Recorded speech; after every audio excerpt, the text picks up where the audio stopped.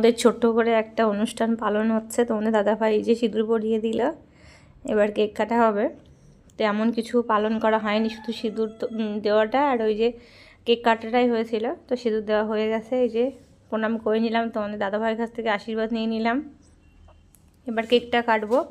কারোর কিছু বলিনি, তার কারণ তার 13 দিন আগেই মেয়ের জন্মদিন ছিল, তো ওই জন্য আর কারোর কিছু বলিনি।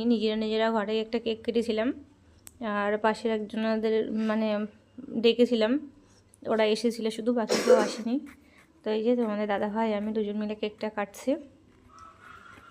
তোমাদের দাদাভাই আমারে খাওয়ালো, আমি তোমাদের দাদাভাইকে খাওয়ালাম।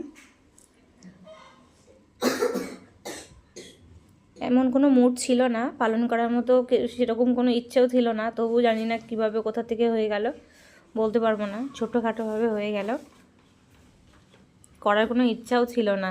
তোমাদের দাদাভাই যে ড্রেসটা পরে আছে ওটাই আমি ওর বিবাহবার্ষিকীকে গিফট দিয়েছি। আর তোমাদের দাদাভাই আমার একটা গিফট দিয়েছে, সেটা হলো এটা ছোটোখাটো গিফট। তো কেমন হয়েছে জানি না, তোমাদের কেমন লাগলো কমেন্ট করে অবশ্যই